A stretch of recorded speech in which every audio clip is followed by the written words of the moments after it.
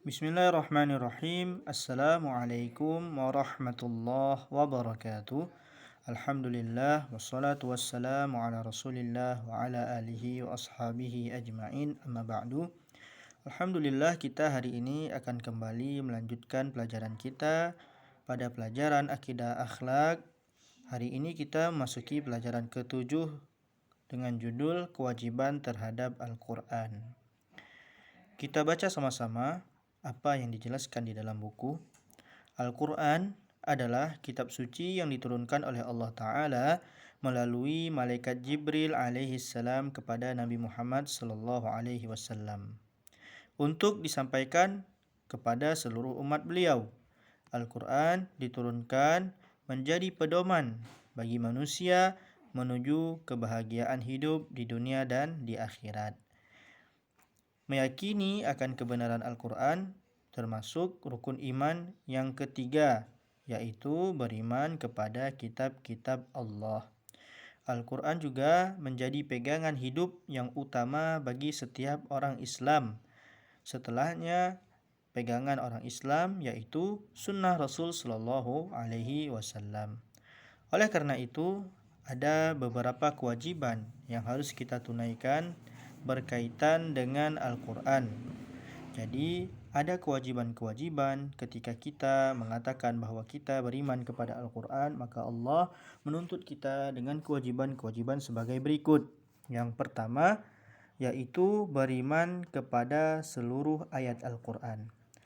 Jadi anak-anak semuanya, kita wajib beriman kepada seluruh ayat Al-Quran.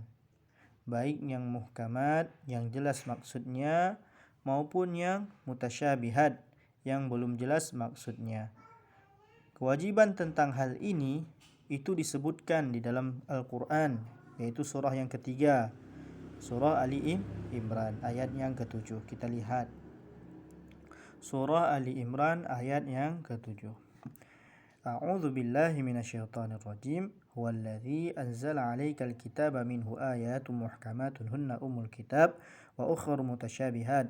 فأما الذين في قلوبهم زيغ فيتبعون ما تشابه منه ابتغاء الفتنة وابتغاء تأويله وما يعلم تأويله إلا الله والراسخون في العلم يقولون آمنا به كل من عند ربنا وما يذكر إلا أولو الألباب. Dialah yang menurunkan kitab yaitu Al-Quran kepadamu, wahai Muhammad. Di antaranya ada ayat-ayat yang muhkamat, itulah pokok-pokok kitab atau Al-Quran, dan yang lainnya mutasyabihat.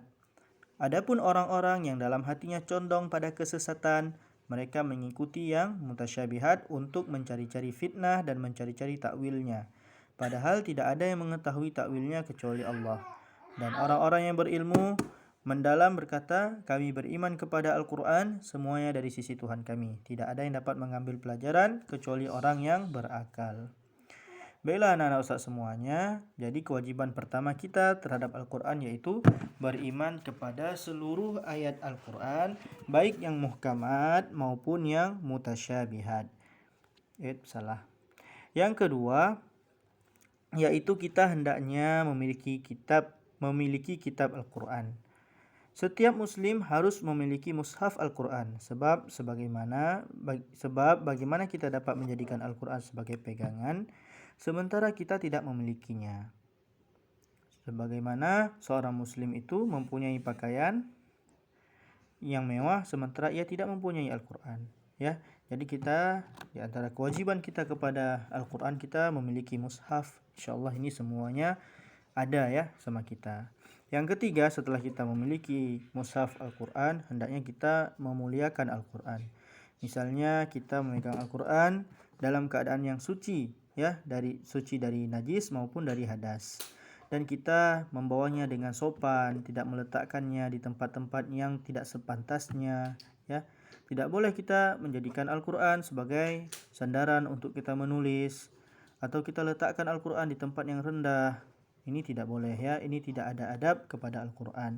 Selanjutnya, di antara kewajiban kita kepada Al-Quran, membaca Al-Quran dengan tartil. Maksud tartil di sini yaitu membaca dengan benar, sesuai dengan ilmu tajwid. Dan yang kelima, kewajiban kita kepada Al-Quran, mendengarkan bacaan Al-Quran. Misalnya dengan mendengarkan bacaan dari orang lain agar kita bertambah iman, atau kita membacanya sendiri tanpa membuat kegaduhan atau keributan. Selanjutnya, kewajiban kita kepada Al-Quran menghafal ayat-ayatnya, terutama ayat-ayat yang kita bawa di dalam ibadah solat kita. Misalnya seperti surah Al-Fatihah, kita hafal karena ini merupakan wajib ya. Kalau kita misalnya tidak merupakan rukun solat, kalau kita tidak baca Al-Fatihah maka solat kita tidak sah. Jadi ini harus diperhatikan. Selanjutnya, di antara kewajiban kita kepada Al-Quran yaitu mempelajarinya, yaitu mempelajari arti maupun makna yang terkandung di dalamnya. Oleh karena itu, kita perlu juga memiliki Al-Quran terjemah dan tafsir yang benar agar lebih terjaga dari pemahaman yang salah dan menyimpang. Yang paling penting, kita juga harus mempelajari bahasa Arab, karena bahasa Arab ini juga merupakan bahasa Al-Quran ya. Tanpa mempelajari bahasa Arab, kita tidak bisa memahami Al-Quran secara benar. Dan termasuk juga ilmu-ilmu yang lain yang berkaitan dengan tafsir Al-Quran atau ilmu alat yang berkaitan dengan tafsir Al-Quran. Yang kedelapan, mengajarkannya kepada orang lain, terutama mengajarkannya kepada keluarga kita agar mampu membaca dan memahami Al-Quran. Tentang mengajarkan kepada orang lain, ada keutamaan tersendiri dari Rasul Shallallahu Alaihi Wasallam, di mana Rasul Shallallahu Alaihi Wasallam mengatakan di dalam sebuah hadisnya, khairukum man ta'allama al-Qur'an wa 'allamahu. Sebaik-baik kalian yaitu orang yang belajar Al-Quran kemudian dia mengajarkannya kepada orang lain. Jadi semoga anak-anak Ustaz semuanya menjadi orang yang termasuk di dalam hadis yang dimaksud oleh Rasul Shallallahu Alaihi Wasallam tadi.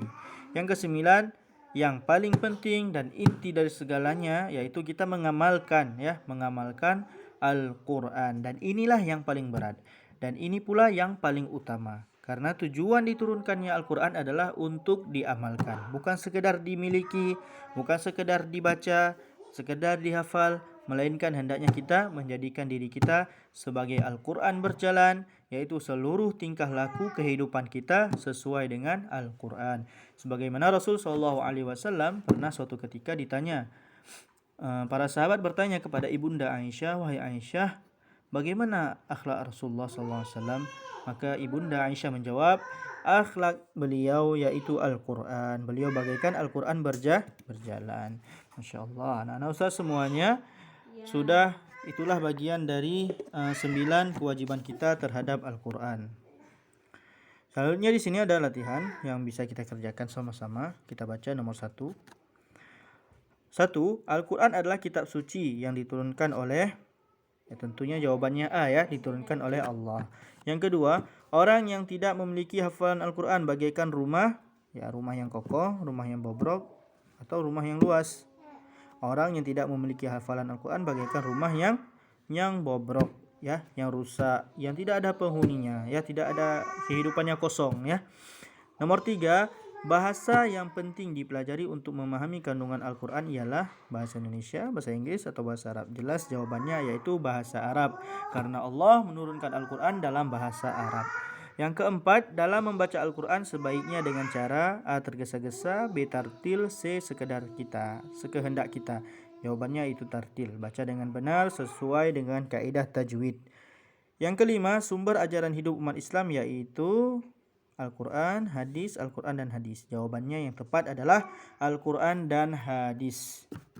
Baiklah anak-anak Ustaz semuanya, di situ ada evaluasi kedua dan ketiga. Silahkan kalian tulis di buku kalian, di buku tulis ya, biar bisa jawabannya itu panjang, karena takutnya nanti sini kurang rapi dan kurang bisa Ustaz baca.